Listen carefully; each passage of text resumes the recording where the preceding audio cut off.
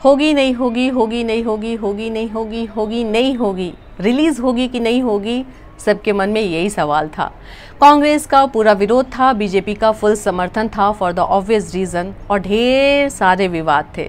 मतलब पूरे भौकाल के साथ the accidental prime minister release हो चुकी है।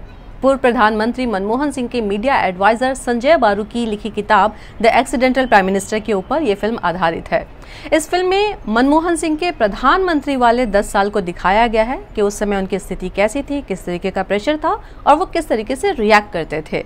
फिल्म की कहानी शुरू होती है 2004 से, जब एनडीए को हराकर कांग्रेस की गठबंधन वाली सरकार ने आम चुनाव जीता और चारों तरफ विरोध था। तो सोनिया गांधी ने कहा कि मैं प्रधानमंत्री नहीं बनूंगी और उन्होंने उस समय के फिनांस मिनिस्टर मनमोहन सिंह का नाम दे दिया। मनमोहन सिंह बन गए प्राइम मिनिस्टर।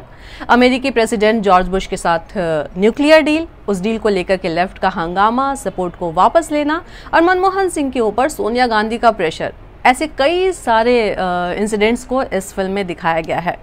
विजय रत्नाकर गुट्टे इस फिल्म के डायरेक्टर हैं और ये उनकी पहली फिल्म है और पहली ही फिल्म में उन्होंने पूरी एक राजनीति को बहुत अच्छे तरीके से दिखा दिया है।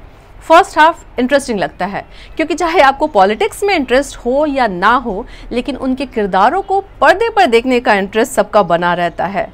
कास्टिंग परफेक्ट है, मेकअप परफेक्ट है, एक्टिंग परफेक्ट है। आप सारे किरदारों को बहुत आसानी से पहचान सकते हैं। सेकेंड हाफ में कहानी हिलती डुलती नज़र आती है। जिसने किताब पढ़ी है या जिसको पॉलिटिक्स में इंटरेस्ट है उसको फिर भी समझ में आएगा, पर मेरी जैसी लड़की जिसको पॉलिटिक्स के पी में भी इंटरेस्ट नहीं है, वो सोचने लगती है कि ये क्या हुआ, वो क्या हुआ।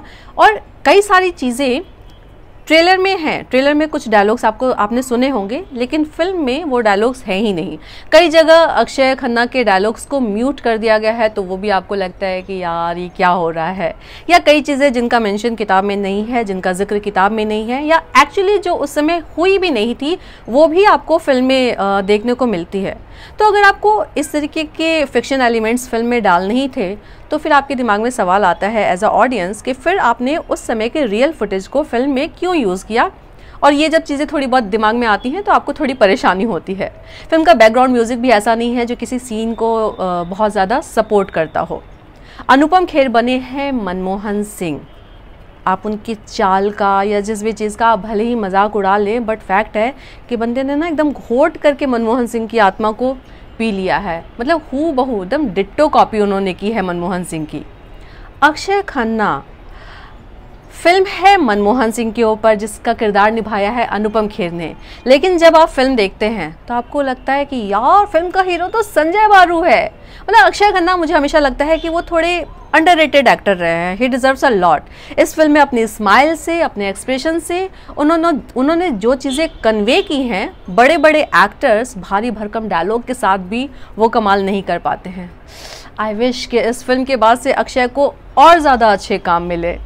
सुजैन बर्नर्ड जर्मन एक्ट्रेस हैं, सोनिया गांधी के रोल में हैं और उन्होंने भी सेम टू सेम डिट्टो एकदम कॉपी कर लिया है सोनिया गांधी को। कई बार कंफ्यूजन होता है कि सोनिया गांधी है, सुजैन बर्नर्ड है। अहाना कुमरा ये प्रियंका गांधी के रोल में हैं, वो भी प्रियंका गांधी जैसी दिखी हैं, चिंटू सा रोल था उनका। अर्जुन माथुर राहुल गांधी के रोल में हैं। हंसी आएगी उनको आपको देख करके और आप समझ जाएंगे कि मैं ये क्यों कह रही हूँ अगर आप फिल्म देखते हैं तो।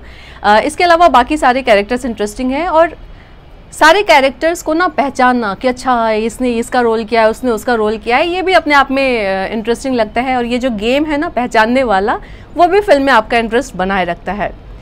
तो अगर आप मनमोहन सिंह की उस समय की स्थिति को देखना चाहते हैं तो आप ये फिल्म देख सकते हैं। अगर आप बहुत दिमाग लगा करके फैक्ट्स वगैरह ढूंढेंगे तो फिर आपको निराशा हो सकती है। अनुपम खेर ने अपने एक इंटरव्यू में कहा था कि ये फिल्म मनमोहन सिंह और संजय बारू की लव स्टोरी है। तो छोड़िए सब कुछ और इस लव स्टोरी को देखने जाइए और एंजॉय कीजिए।